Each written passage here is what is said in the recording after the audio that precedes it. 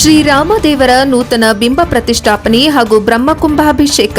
ತರೀಕೆರೆ ತಾಲೂಕಿನ ತುದಿಪೇಟೆ ಸಮೀಪದ ಮಾಚನಹಳ್ಳಿ ಗ್ರಾಮದಲ್ಲಿ ಸುಮಾರು 1.5 ಕೋಟಿ ವೆಚ್ಚದಲ್ಲಿ ನೂತನವಾಗಿ ನಿರ್ಮಾಣಗೊಂಡಿರುವ ಶ್ರೀರಾಮದೇವರ ದೇವಸ್ಥಾನದಲ್ಲಿ ಜುಲೈ 1 ರಿಂದ 3 ರವರೆಗೆ ಶ್ರೀರಾಮದೇವರ ನೂತನ ಬಿಂಬ ಪ್ರತಿಷ್ಠಾಪನೆ ಹಾಗೂ ಬ್ರಹ್ಮಕುಂಭಾಭಿಷೇಕ ಸೇರಿದಂತೆ ವಿವಿಧ ಧಾರ್ಮಿಕ ಕಾರ್ಯಕ್ರಮಗಳು ವೈಭವದಿಂದ ನಡೆಯಲಿವೆ ಎಂದು ದೇವಾಲಯ ಸಮಿತಿ ಹಾಗೂ ಗ್ರಾಮಸ್ಥರು ತಿಳಿಸಿದ್ದಾರೆ.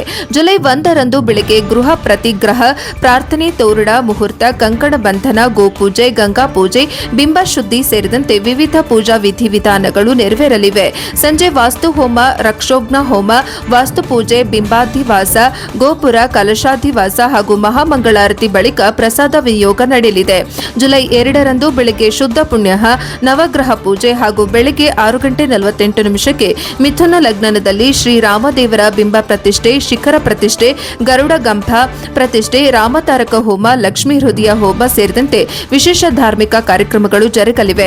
ಸಂಜೆ ದೀಪಾರಾಧನೆ, ಸಾಮೂಹಿಕ ಅರ್ಚನೆ, ಬ್ರಹ್ಮ ಕಲಶ, ಮಂಡಲ ರಚನೆ, ಕಲಶಾಧಿವಾಸ ಹಾಗೂ ಮಹಾಪೂಜೆ ನಡೆಯಲಿದೆ.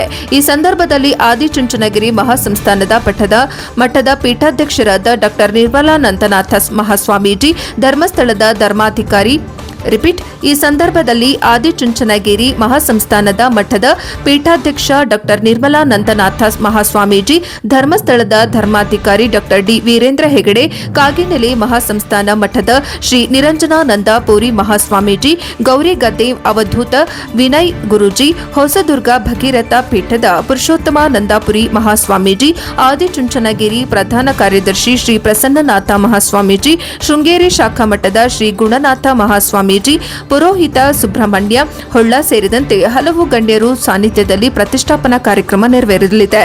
ಮುಖ್ಯ ಅತಿಥಿಗಳಾಗಿ ಶಾಸಕ ಜಿಎಚ್ ಶ್ರೀನಿವಾಸ್, ಸಂಸದ ಕೋಟಾ ಶ್ರೀನಿವಾಸ್ ಪೂಜಾರಿ, ವಿಧಾನ ಪರಿಷತ್ ಸದಸ್ಯ ಎಸ್ಎಲ್ ಬೋಚೇಗೌಡ, ಮಾಜಿ ಶಾಸಕ ಡಿಎಸ್ ಸುರೇಶ್ ಸೇರಿದಂತೆ ಅನೇಕ ಜನಪ್ರತಿನಿಧಿಗಳು, ಗಣ್ಯರು ಹಾಗೂ ದೇವಾಲಯದ ಶಿಲ್ಪಿಗಳು ಭಾಗವಹಿಸಲಿದ್ದಾರೆ. ಜುಲೈ 3 ರಂದು ಬೆಳಗ್ಗೆ ಪುಣ್ಯಹ ವಾಚನ, ಪ್ರಧಾನ ಹೋಮ, ಗಣಹೋಮ ಹಾಗೂ ಬೆಳಗ್ಗೆ 8:45 ಕಟಕ ಲಗ್ನದಲ್ಲಿ ಶ್ರೀ ರಾಮದೇವರಿಗೆ ಬ್ರಹ್ಮಕುಂಭಾಭಿಷೇಕ ಮತ್ತು ಗೋಪುರ ಕಲಶಾಭಿಷೇಕ ನೆರವೇರಲಿದೆ. ಬಳಿಕ ಭಕ್ತಾದಿಗಳಿಗೆ ಸಾರ್ವಜನಿಕ ಅನ್ನ ಸಂತರ್ಪಣೆ ಏರ್ಪಡಿಸಲಾಗಿದೆ ಎಂದು ದೇವಾಲಯ ಸಮಿತಿ ತಿಳಿಸಿದೆ. ವರದಿ ಪ್ರದೀಪ್ ಹೆಚ್.